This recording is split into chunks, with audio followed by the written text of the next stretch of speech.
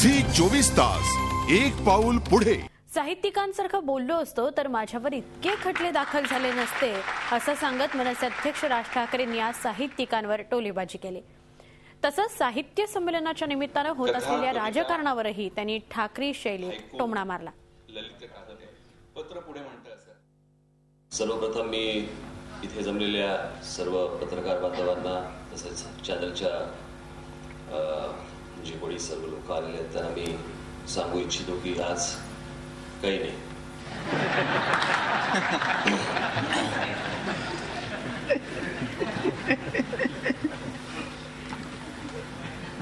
खरं तर मी जेव्हा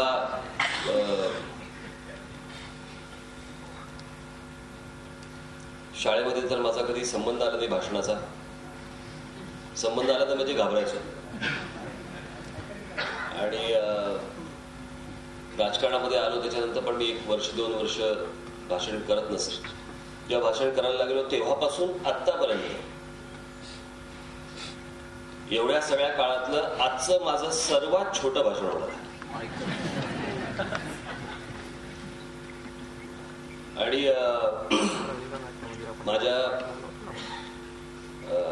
आतापर्यंतच्या कारकिर्दीतला हा माझा पहिला प्रसंग आहे की साहित्यिकांच्या समोर बोलण्याचा। त्याच्यामुळे तिथे कसं बोलतात ते मला माहितीच नाही आणि ह्यांची सर्वांची भाषणं ऐकत असताना त्यांचे जे शब्द माझ्या कानावरती असतात त्या शब्दामध्ये मला बोलता येत नाही आणि त्या शब्दामध्ये बोललो असतो तर माझ्यापर्यंत आतापर्यंत एवढ्या केसेस झाल्याच नसत्या, माझ्या अंगावरती आल्याच नसत्या।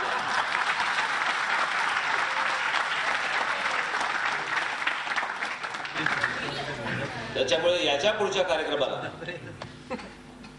मी पूर्ण तयारीनिशी येईन। कशा प्रकारे बोलतात मी हे काही फार विनयाने विनोदाने अशा अर्थाने सांगत नाहीये, पण मी खरंच साहित्यिक व्यासपीठावरती असताना राजकारण काढू नये। जरी साहित्य संमेलनामध्ये खूप राजकारण होत असलं तरी, परंतु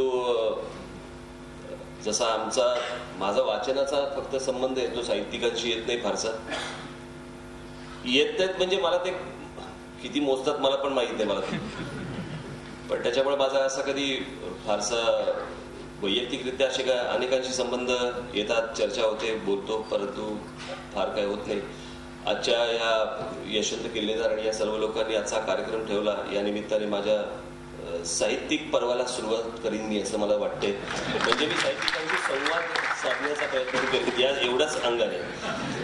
शांता लई शेळके वगैरे यांच्याबद्दल आमची बोलायची लायकी नाही, त्याच्यामुळे मी काही फारसा बोललो नाही त्या विषयामध्ये, पण पुढच्या वेळेला मी नक्की या विषयामध्ये जरूर बोलू। धन्यवाद। झी 24 तास एक पाऊल पुढे।